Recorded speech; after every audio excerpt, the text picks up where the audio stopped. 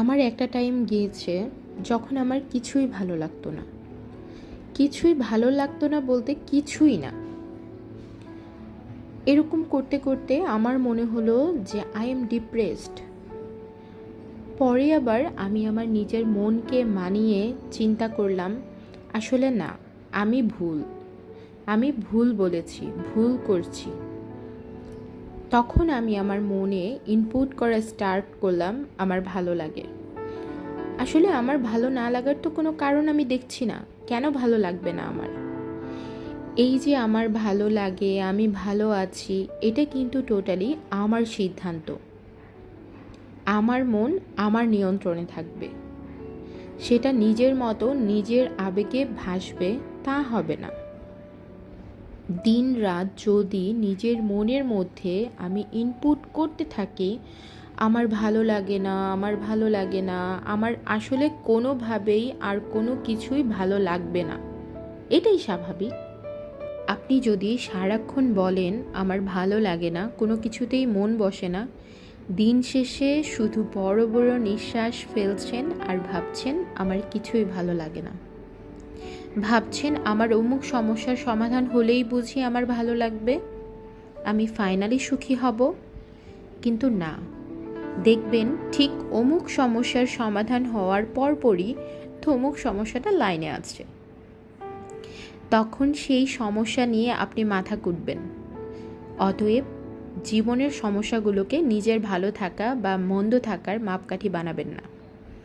ভালো থেকেও সব সমস্যার সমাধান করা যায়। এই বিশ্বাস থেকেই দেখবেন ভালো থাকাটা একদিন আপনার অভ্যাসে পরিণত হয়ে গিয়েছে। তখন বুঝবেন কতটা সময় আপনি নিজের উপর অত্যাচার করে, নিজেকে অবহেলা করে, নিজেকে অযথা কষ্ট দিয়ে সময়গুলো নষ্ট করেছেন। You do not deserve it. Believe that you deserve to be happy. Believe that happiness is a choice. So চেষ্টা করবেন নিজেকে সবসময় ভালো রাখার। এই যে ধরুন, আমি টুকটাক কত কিছু রান্না করেছি, কিন্তু যখন দেখলাম আমার আম্মু আমার জন্য বউখুদা, ভর্তা, তরকারি পাঠিয়েছে, আমি আর অন্য কোনো দিকে তাকাতে পারলাম না। আমি আমার শাশুড়ির বানানো আমের আচার দিয়ে বউখুদা এবং ভর্তা বৃষ্টি দেখে দেখে এনজয় করে খেয়ে ফেলেছি। সেই দিন ছিল বৃহস্পতিবার, আর বৃহস্পতিবার আসলেই আমার আম্মুর ঘ্যান ঘ্যানানি স্টার্ট হয়।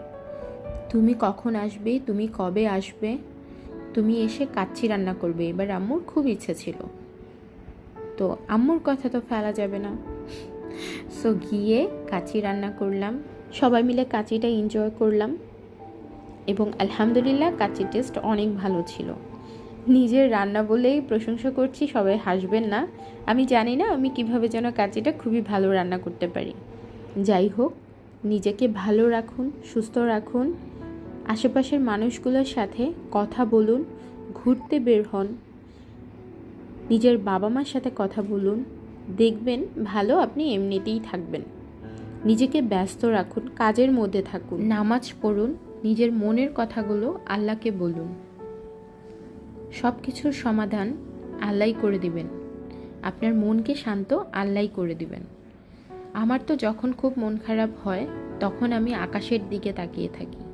আকাশের দিকে তাকিয়ে নিজের সব কষ্ট, সব কিছু ছেড়ে ফেলে দিই।